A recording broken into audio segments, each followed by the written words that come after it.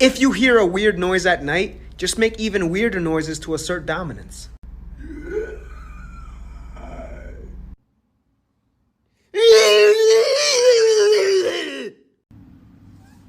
You okay?